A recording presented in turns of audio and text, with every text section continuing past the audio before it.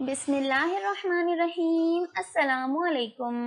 مس عائشہ ایک چھوٹے سے شہر میں پرائمری اسکول کلاس 5 کی ٹیچر تھیں۔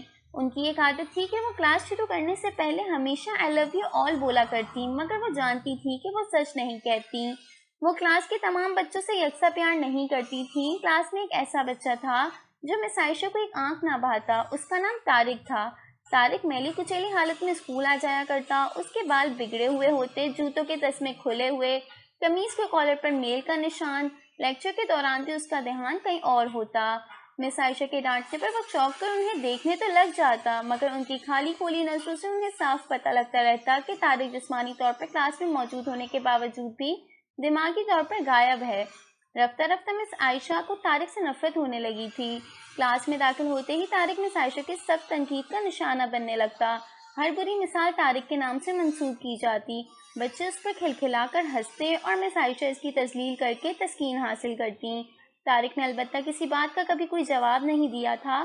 مس عائشہ کو وہ ایک بے جان پتھر کی طرح لگتا، جس کے اندر احساس نام کی کوئی چیز نہیں تھی۔ ہر ڈانٹ، طنز اور سزا کے جواب میں وہ بس اپنے جذبات سے آری نظروں سے انہیں دیکھا کرتا اور سر جھکا لیا کرتا۔ مس عائشہ کو اب اس سے شدید چڑ ہو چکی تھی۔ پہلا سیمسٹر ختم ہوا اور رپورٹیں بنانے کا مرحلہ آیا تو مس عائشہ نے طارق کے پروگریس رپورٹ میں اس کی تمام برائیاں لکھ ماری۔ پروگریس رپورٹ والدین کو دکھانے سے پہلے ہیڈ مسٹریس کے پاس جایا کرتی تھی۔ انہوں نے جب طارق کی رپورٹ دیکھی تو مس عائشہ کو بلا لیا۔ مس عائشہ، پروگریس رپورٹ میں کچھ تو پروگریس بھی آنی چاہیے نظر۔ آپ نے تو جو کچھ لکھا ہے اس سے طارق کے والدین اس سے بالکل ہی نا امید ہو جائیں گے۔ میں معذرت خواہ ہوں، مگر طارق ایک بالکل ہی بدتمیز اور نکما بچہ ہے۔ مجھے نہیں لگتا کہ میں اس کی پروگریس کے بارے میں کچھ لکھ سکتی ہوں۔ مس عائشہ نفرت انگیز لہجے میں بول کر وہاں سے اٹھ آئیں۔ ہیڈ مسٹریس نے ایک عجیب حرکت کی۔ انہوں نے چپراسی کے ہاتھ مس عائشہ کی ڈیسک پر طارق کی گزشتہ سالوں کی پروگریس رپورٹس رکھوا دیں۔ اگلے دن مس عائشہ کلاس میں داخل ہوئیں تو رپورٹس پر نظر پڑی۔ الٹ پلٹ کر دیکھا تو پتہ لگا کہ یہ تو طارق کی رپورٹس ہیں۔ پچھلی کلاسوں میں بھی یقیناً اس نے یہی گل کھلائے ہوں گے، انہوں نے سوچا اور کلاس 3 کی رپورٹ کھولی۔ رپورٹ میں ریمارکس پڑھ کر ان کی حیرت کی کوئی انتہا نہ رہی جب انہوں نے دیکھا کہ رپورٹ اس کی تعریفوں سے بھری پڑی ہے۔ طارق جیسا ذہین بچہ میں نے آج تک نہیں دیکھا۔ انتہائی حساس بچہ ہے اور اپنے دوستوں اور ٹیچرز سے بے حد لگاؤ رکھتا ہے۔ آخری سیمسٹر میں بھی طارق نے پہلی پوزیشن حاصل کر لی ہے۔ مس عائشہ نے غیر یقینی کی حالت میں کلاس 4 کی رپورٹ کھولی۔ طارق نے اپنی ماں کی بیماری کا بے حد اثر لیا ہے، اس کی توجہ پڑھائی سے ہٹ رہی ہے۔ طارق کی ماں کو آخری سٹیج کا کینسر ہوا ہے۔ گھر پر اس کا کوئی اور خیال رکھنے والا نہیں، جس کا گہرا اثر اس کی پڑھائی پر پڑا ہے۔ طارق کی ماں مر چکی ہیں اور اس کے ساتھ ہی طارق کی زندگی کی رونق بھی۔ اسے بچانا پڑے گا اس سے پہلے کہ بہت دیر ہو جائے۔ مس عائشہ پر لرزہ طاری ہو گیا۔ کانپتے ہاتھوں سے انہوں نے پروگریس رپورٹ بند کی۔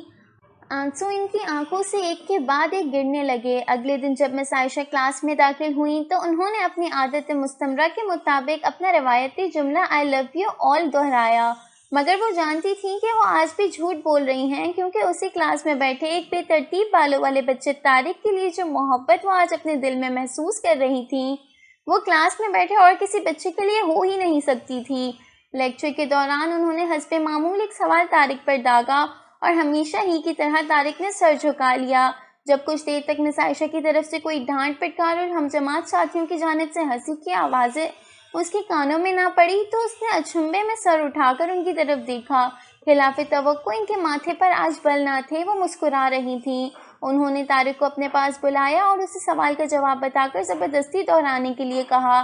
طارق 3-4 دفعہ کے اصرار کے بعد آخر بول ہی پڑا۔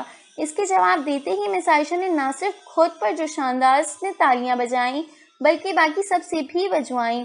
پھر تو یہ روز کا معمول بن گیا۔ مس عائشہ ہر سوال کا جواب اسے خود بتاتی اور پھر اس کی خوب پذیرائی کرتی۔ ہر اچھی مثال طارق سے منسوب کی جانے لگی۔ رفتہ رفتہ پرانا طارق سکوت کی قبر پھاڑ کر باہر آ گیا۔ اب مس عائشہ کو سوال کے ساتھ جواب بتانے کی ضرورت نہ پڑتی۔ وہ روز بلا نقص جوابات دے کر سب کو متاثر کرتا اور نئے نئے سوالات پوچھ کر سب کو حیران بھی۔ اس کے بال اب کسی حد تک سنورے ہوئے ہوتے، کپڑے بھی کافی حد تک صاف ہوتے، جنہیں شاید وہ خود دھونے لگا تھا۔ دیکھتے ہی دیکھتے سال ختم ہو گیا اور طارق نے دوسری پوزیشن حاصل کر لی۔